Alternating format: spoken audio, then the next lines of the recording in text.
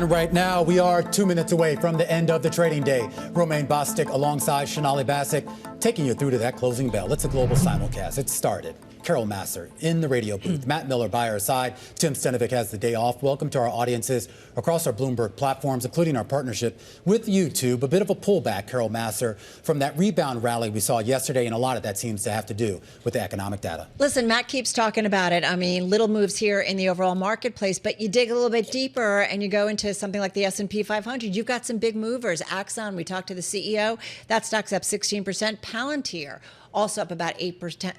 So we do have some individual moves big time within the in the market. Yeah, for sure.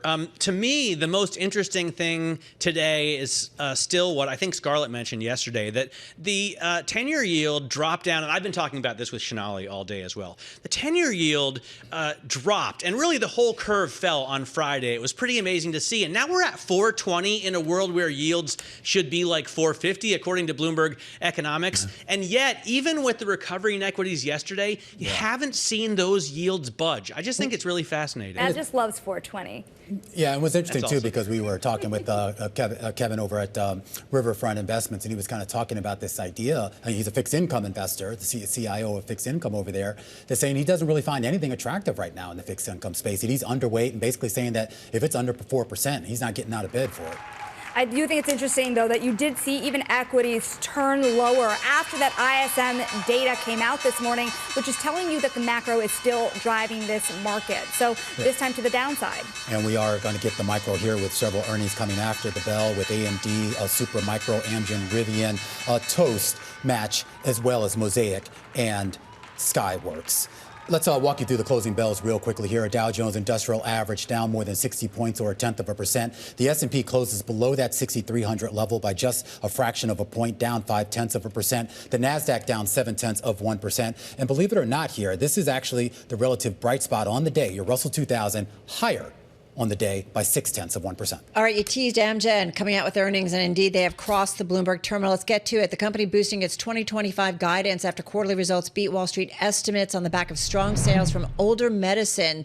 The company now expects full-year revenue of as much as $36 billion, lifted the high end of its adjusted profit guidance by 10 cents a share, and the company reporting strong sales across its portfolio. Second quarter revenue, $9.18 billion. That beat Wall Street expectations, and that's driven by sales of medicines such as Repatha, Evenity, I think it is, and Otezla. So we are seeing... Love pharma names. I know. Why do they do that to us? Whose job is that? Stock is unchanged here in the aftermarket. It's up 15%, though, year to date.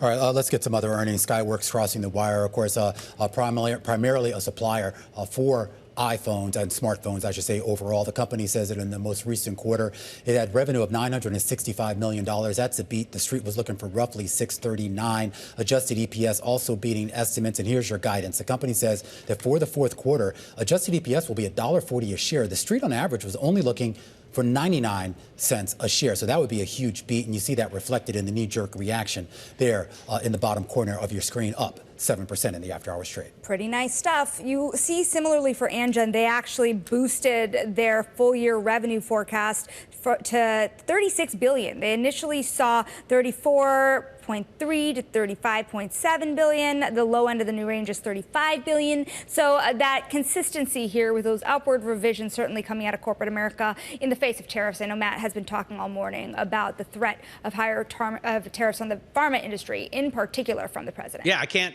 forget about the Sunday press conference in which President Trump reiterated he wants to cut drug costs by 1,500%, which obviously it's not possible, but especially if you're going to raise tariffs to 250%, which is what he told CNBC this morning. So Amgen, is a massive company, $160 billion market cap. Skyworks, much smaller. It's only a $10 billion company, and it's getting smaller, right? Because Skyworks has shrunk. It's lost about a quarter of its value so far this year to date.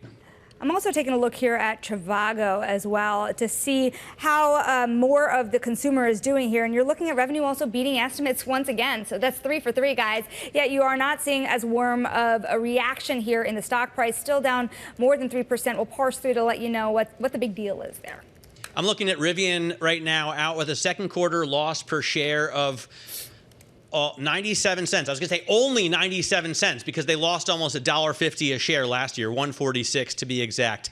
Second quarter revenue, $1.3 billion, and that actually beats the estimate of $1.28 billion. They delivered, get this, in the quarter. This is for a 3-month period. 10,661 vehicles. That's lower than they were expected to deliver with the estimate. The shares right now are down about 6%. This is a company that just started producing cars at exactly the wrong time. Remember, right in the middle of the pandemic, they couldn't get any chips, and now they've never been able to lift production more than like 50,000 a year. Well, look at that. Well, look at that 2Q production number. That was a big miss there. Less than 6,000 vehicles, Matt, and the street was looking for about 7,400.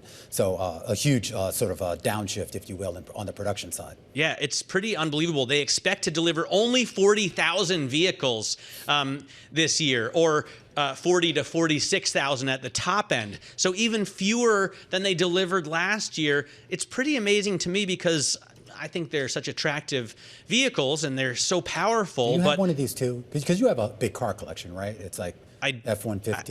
I do not have a big car collection, but I love big cars. Yeah. And Dodge, what they need to make at Rivian is a smaller, more affordable car, right? Not everybody's going to run out and pay $90,000 for an EV these days. Is a key one. Hey, all these EVs are overpriced. While you debate this, why don't we take this offline? I'm going to go back to Skyworks because that stock is up about 8% here in the aftermarket. I'm going to go again to the outlook.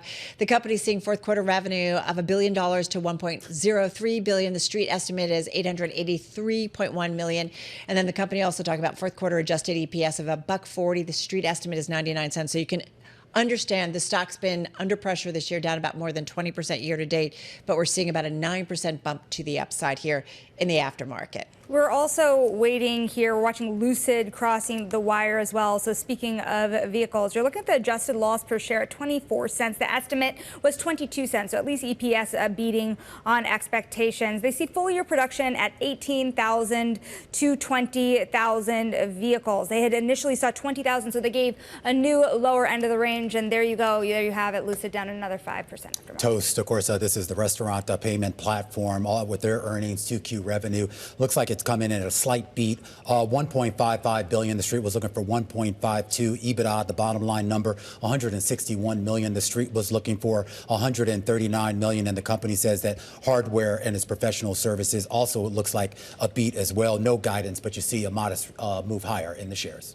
All right, Supermicro is out, and they post, first off, a disappointing fourth quarter adjusted gross margin, 9.6%. The street was looking for 10%. The EPS for the fourth quarter, adjusted EPS, was also a disappointment at 41 cents versus the estimate of 44 cents. In terms of the outlook, they see net sales of at least $33 billion. That's a little bit better than the street's estimate, but the stock is down 13% in the after hours trade. So everything in the fourth quarter missed estimates, and I guess it doesn't matter if they lift their 2026 sales estimates above what the street expects because investors are so disappointed in this company right now. All right, got a quick one for you. Supermicro, as Matt mentioned, down about 11%. Klaviyo, let's get to that one, crossing the Bloomberg terminal.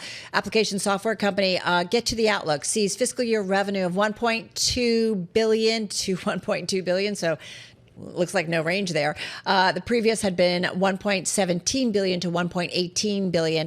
As for the second quarter, revenue of $293.1 million, that is a beat. The street was looking for $278.7 million. You're seeing that stock up about 7.5% here in the aftermarket, and we have seen this stock under pressure this year, down about 25%, but investors moving into it in the aftermarket. I want to take a look at Open Door Technologies as well, because you may remember the meme stock frenzy that has hit this stock. It's now down more than 12% after the market because it says third quarter revenue would be $800 million to $875 million. The net loss of $9 million is compared with $13.7 million. But remember, this is a company that had been extraordinarily run up to until this moment. Revenue actually beat estimates. You're seeing this decline still after market. We don't just remember Open Door, Shonali. We will be talking to Eric Jackson later this hour. So while you continue there on television, Eric Jackson from EMG Capital is going to talk to us. And he was touting this stock before before the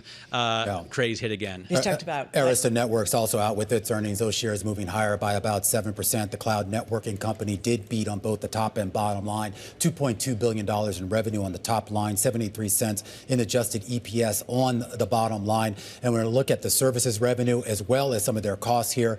Both of those numbers also appeared to beat estimates. All right, big drop and more earnings to come. We've got Snap coming our way, AMD still to come, and a few others that should cross the Bloomberg in just a few minutes. So we'll be trying. Arista Networks is a cloud computing company. Isn't that like Aretha Franklin's label?